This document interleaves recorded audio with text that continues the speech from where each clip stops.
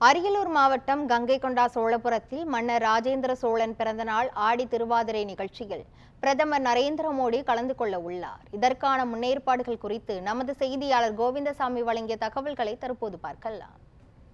மாமன்னன் ராஜேந்திர சோழன் பிறந்த நாளான ஆடி திருவாதிரை நிகழ்ச்சிக்கு பாரத பிரதமர் நரேந்திர மோடி நாளை மறுநாள் கங்கைகொண்ட சோழபுரம் வர உள்ளார்.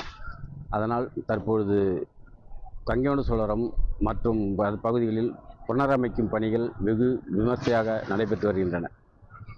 அரியலூர் மாவட்டம் கங்கைகொண்ட சோழபுரத்தை தலைமையிடமாக கொண்டு மாமன்னன் ராஜேந்திர சோழன் கங்கை முதல் கடாரம் வரை சென்று வெற்றி பெற்றது நினைவாக கங்கைகொண்ட சோழபுரத்தில் 162 அடி உயரம் கொண்ட கோபுரத்தை அமைத்து அங்கு பிரகதீஸ்வரர் ஆலயத்தை நிறுவியுள்ளார்.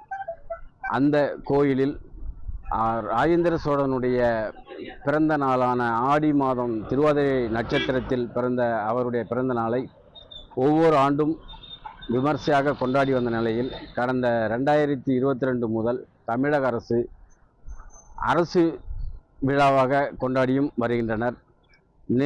கடந்த 23ஆம் தேதி விழா தொடங்கி 27ஆம் தேதி வரை 5 நாள் நிகழ்ச்சியாக நடைபெற்று வருகின்றன.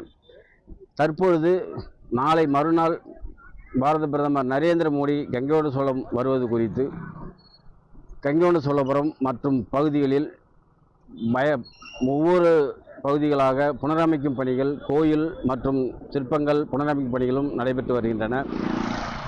தற்பொழுது நரேந்திர மோடி நாளை மறுநாள் காலை 9 மணி அளவில் திருச்சி சர்வதேச விமான நிலையத்தில் இருந்து கங்கைகொண்ட சோழபுரத்துக்கு ஹெலிகாப்டர் மூலம் வந்து இறங்க உள்ளார். அது குறித்து அந்த ஹெலிபேட் தயாரிக்கும் பணிகளும் தற்போது நடைபெற்று வருகின்றன. அடுத்து கங்கைகொண்ட சோழபுரத்திலிருந்து கோவில் உள்ளே செல்வதற்கு முன்பாக வலதுபுறத்தில் உள்ள போட்டோ கேலரிகள் அமைக்கப்பட்டுள்ள அந்த கண்காட்சிகளையும் பார்வையிடுகின்றார். அது குறித்து அதன் பிறகு கங்கைகொண்ட சோழபுரம் உள்ளே சென்று கோவில் தரிசனம் செய்துவிட்டு கோவிலின் வலதுபுறத்தில் இருந்து இறங்கி பின்புறம் வழியாக மேலே அமைக்கப்பட்ட மேடைக்கு செல்கின்றார். அங்கு இசைஞானி இளையராஜாவின் சிம்போனி நிகழ்ச்சி 20 நிமிடம் நடைபெறும் நிகழ்ச்சியினையும் பார்வையிடுகிறார். அடுத்ததாக ராஜேந்திர சோழன் உருவம் பொதித்த நாணயத்தையும் வெளியிடுகின்றார்.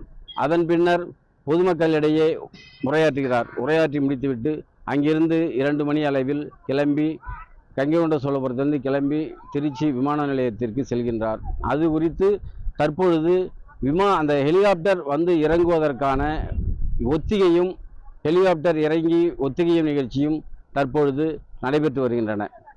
நியூஸ் 7 தமிழ் செய்திகளுக்காக ஜெயங்கொண்டத்திலிருந்து கோவிந்தசாமி.